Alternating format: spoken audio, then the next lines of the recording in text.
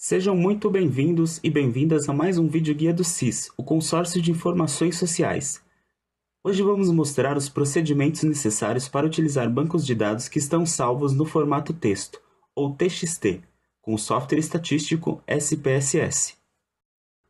O SPSS é uma das ferramentas mais utilizadas nas análises estatísticas. Por padrão, ele trabalha com o formato de arquivos SAV, ou seja, traz suporte nativo à leitura e criação de bancos de dados nesse formato.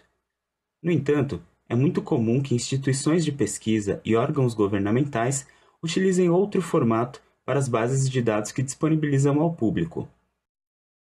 A vantagem de se armazenar uma base em formato texto está principalmente no tamanho final dos arquivos, que são muito menores do que os bancos no formato padrão do SPSS ou mesmo no formato Excel, .xls ou .xlsx. Assim, as instituições não precisam dispor de tanto espaço para guardar os arquivos em servidores para que possam ser disponibilizados para consulta online ou download.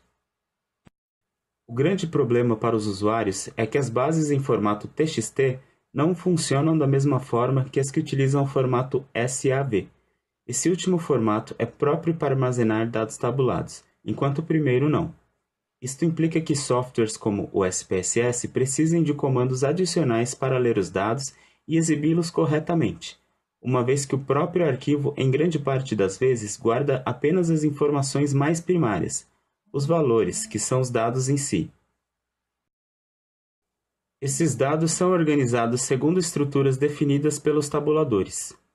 Assim, não é difícil se deparar com casos em que os usuários simplesmente não conseguem utilizar o banco de dados pelo simples fato de que ele está no formato TXT, e que se tem dificuldade para saber a estrutura utilizada na organização dos dados que estão contidos ali. Com o objetivo de facilitar a vida do usuário nesse aspecto, todos os bancos de dados que o SIS disponibiliza em sua página estão no formato SAV, que é mais adequado para leitura nos softwares estatísticos mais populares. Mas não podemos perder de vista os muitos usuários do SIS que têm necessidades específicas e que podem se deparar com bancos de dados no formato TXT, muito menos amigáveis. Assim, mostraremos a seguir como fornecer as informações adequadas para que o SPSS consiga trabalhar com esse tipo de arquivo, através de seu recurso chamado Editor de Importação de Texto.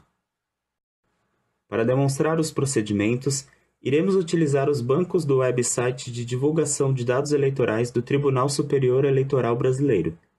O órgão possui uma página voltada a isso chamada Repositório de Dados Eleitorais. Ali encontram-se bases de dados relacionadas às eleições brasileiras, ao eleitorado, candidatos, resultados e prestação de contas. O endereço está na descrição deste vídeo caso você deseje baixar e utilizar esses dados. Como exemplo, baixaremos o banco que contém os dados sobre os candidatos das eleições 2016 e o abriremos no SPSS. No website do TSE, clicamos em Candidatos na coluna esquerda.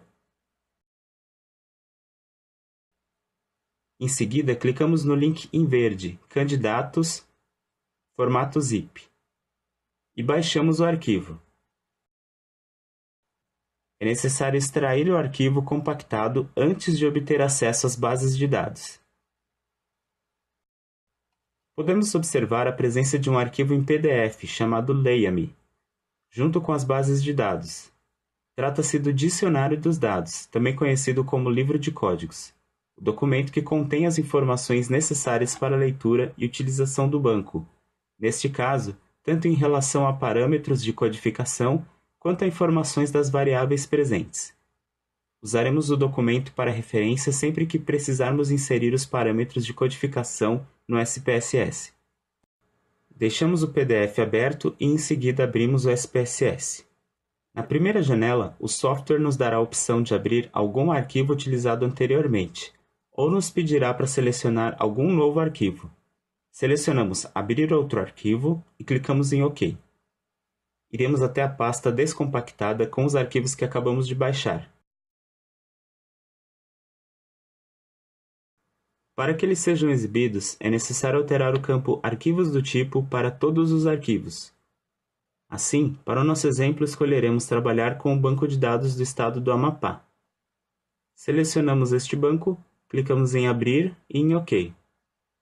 A seguir, o SPSS abrirá o assistente para importação de texto, ferramenta que o ajudará a ler as informações do banco da maneira adequada. Para isso, o assistente fará uma série de perguntas. A primeira é sobre a existência de um formato pré-definido. Deixamos a opção que já está selecionada, Não. Clicamos em Próximo. Na pergunta Como suas variáveis estão organizadas, deve-se deixar a opção Delimitado marcada, já que o documento em PDF nos informa que os dados estão delimitados por um caractere específico, o ponto e vírgula. Devemos notar que os bancos de dados podem empregar outros métodos para separar as variáveis, como ponto, espaço ou mesmo ter um número fixo de caracteres em sequência. Neste último caso, selecionaremos a opção Largura fixa. Na pergunta seguinte, se os nomes das variáveis estão presentes, deixamos marcada a opção Não. Clicamos novamente em Próximo. Deixamos todas as opções da tela seguinte como estão e clicamos mais uma vez em Próximo. Na opção Quais delimitadores aparecem entre as variáveis, deixamos selecionado apenas o ponto e vírgula. O qualificador do texto, ou seja, o que define os campos de texto, será aspas duplas. Clicamos em Próximo mais uma vez. Aqui, o SPSS sugere nomes para as variáveis, V1 para a primeira, V2 para a segunda e assim por diante. Aceitaremos essa sugestão. Nos campos Formato de dados, deixamos as opções padrão que já estão selecionadas. Podemos avançar. Esta é a última tela do assistente. Ele nos informa que definimos com sucesso o formato do arquivo de texto. Agora, o SPSS já tem todas as informações de que precisa para lê-lo e separar seus dados corretamente. O assistente ainda oferece a opção para salvarmos os parâmetros de configuração, criando um arquivo de configuração pré-definida. Caso seja necessário abrir algum arquivo semelhante, por exemplo, pertencente à mesma série de bancos, como os bancos dos outros estados que também baixamos, essa opção é de utilidade, para que não seja necessário realizar todas as configurações novamente. Bastaria selecionar o arquivo gerado aqui logo na primeira tela do assistente. Iremos salvar o arquivo como sugerido pelo programa.